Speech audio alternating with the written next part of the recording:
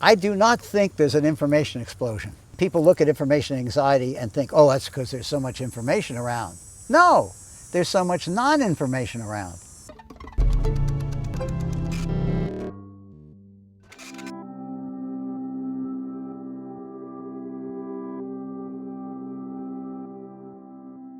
I don't understand very much. And my long suit is my embrace with my ignorance. And every project that I start, whether it's a book on medicine or having speakers around me, all comes from, I don't understand. Explain it to me. Learning is remembering what you're interested in. Sounds glib. Let's take it apart. Learning is remembering. If you don't remember, what have you learned? And what do you remember? What you're interested in. Learning is remembering what you're interested in. Think of a course you took that you did well in that you weren't interested in. And I will challenge you to tell me about it. You don't remember it. It's that simple. Think of a course you might not have done as well in, but you were really interested in the subject. You remember it. Learning is remembering what you're interested in. It's very simple. It's that dumb and therefore passed over. About 20 years ago, I did a book called Information Anxiety, and it sold very well, and the term became part of the parlance, interpreted quite badly, and maybe it's my fault. But what I meant by information anxiety, it was the opposite of what I was feeling. I do not think there's an information explosion.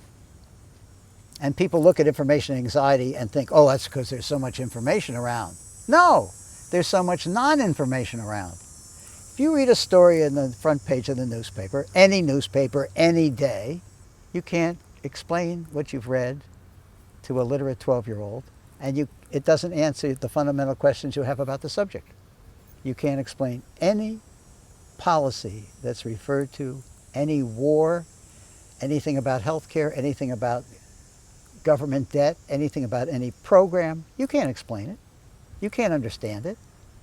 But we think, well, it's the written word, it's in a newspaper, we are literate, we can read that, it's at our reading level, we should understand it because after all, it's all information. No, it isn't. If it doesn't inform, most of the word information, it's not information, it's data. It's so much stuff.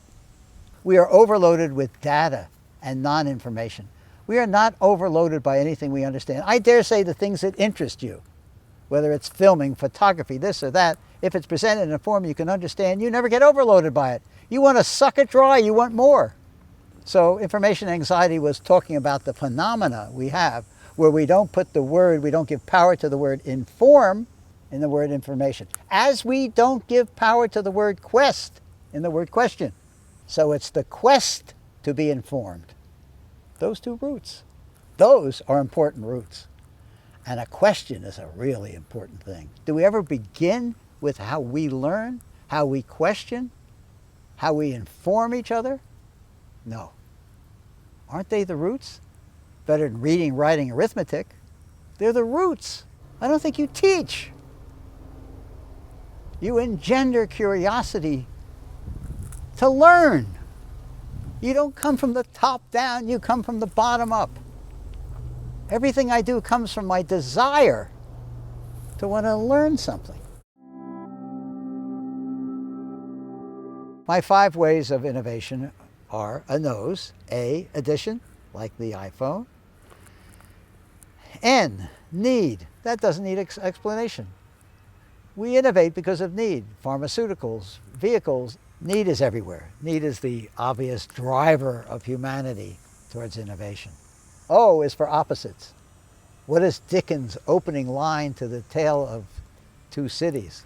It was the best of times and the worst of times. And then he gives 8 more opposites of what the opposites are like in civilizations and how the extreme alternatives have excitement about them. S is from subtraction. We talked about ad nauseum subtraction, how the Bauhaus movement, the TED conference was all about taking things away.